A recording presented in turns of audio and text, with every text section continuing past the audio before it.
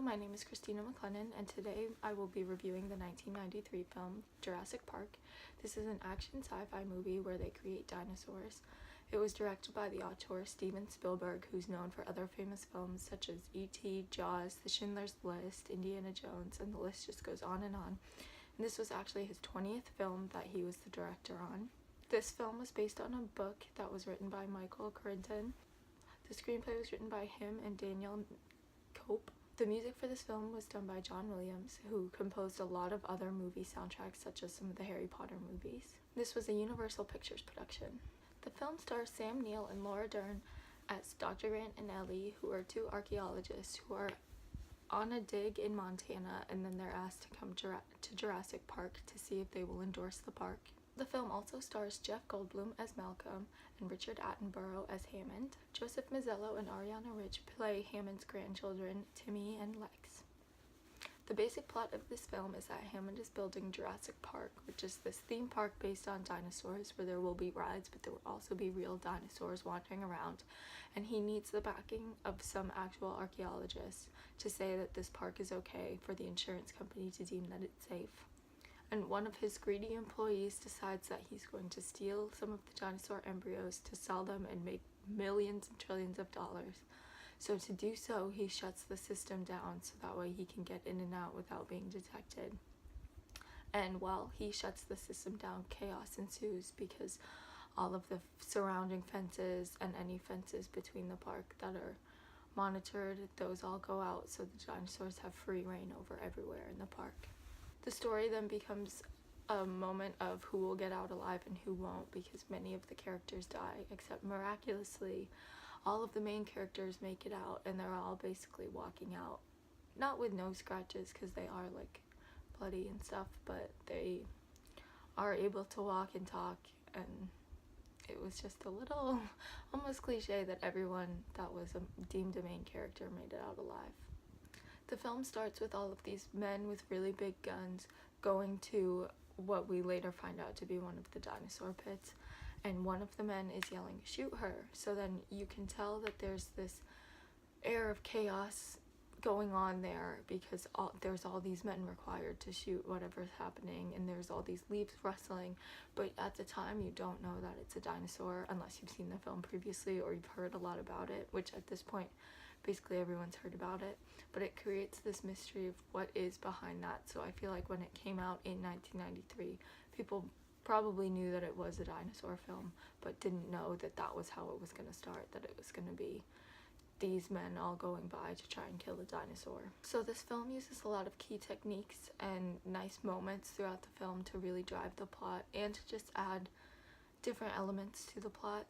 Like when Dr. Grant first sees a dinosaur in real life, since he is an archaeologist, he starts to cry, but there's this really nice shot where they just have it pretty close on his face and you can see his single tear coming down. So the other thing that they do, which was a really great writing point in the film, was they're talking about this new raptor that they put into the pen when they put her in there.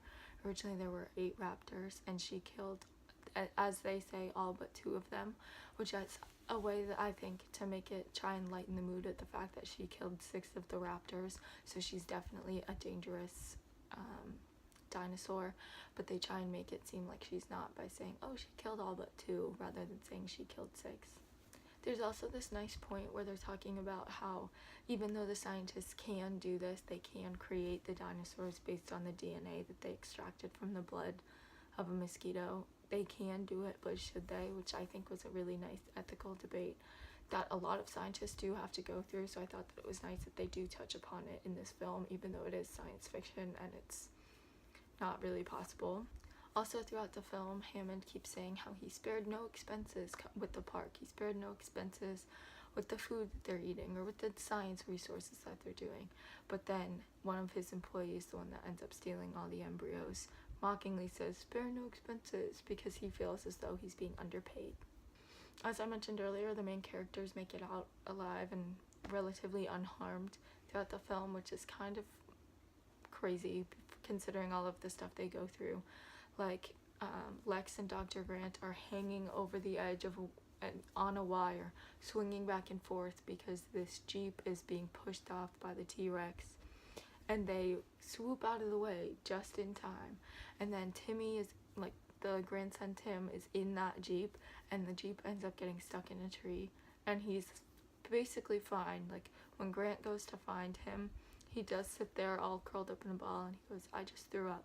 So you can tell that he's, like, mentally not in a good state because he's a little kid going through all of this scary stuff.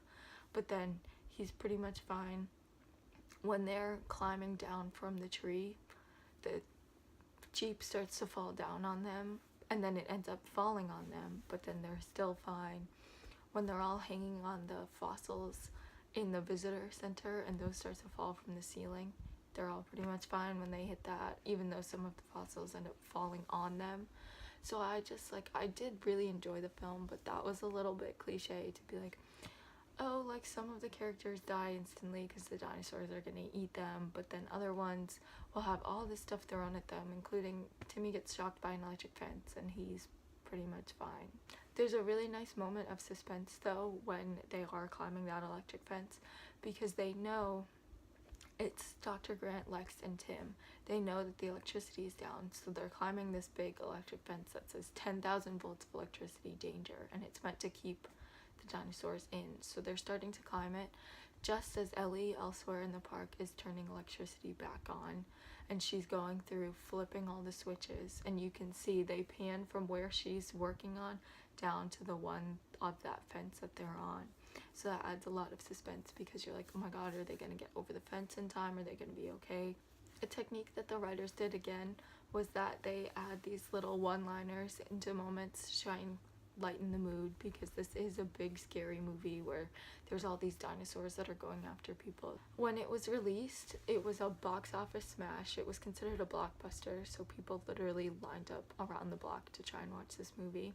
In the first weekend, it grossed over $50 million in the United States alone. The film was later re-released in 2013 in 3D, and then in 2015, the new series Jurassic World was made, so it's a recreation of the film. And this film is just full of all these iconic moments and lines, one of them being when the T-Rex is coming, you can hear the big footsteps of the T-Rex coming, and you can see, like, droplets forming in the water because of the big impact of the step. So thank you for listening to my last vlog. I hope you enjoyed it. If you do decide to watch the film, if you haven't, I highly recommend it. I've seen it years ago and then hadn't seen it until recently again to make sure that I could review it, and it was really good. I really picked up on stuff that I didn't beforehand. If you have seen the film, I encourage you to watch it again because you never know what else you can pick up on. So thank you.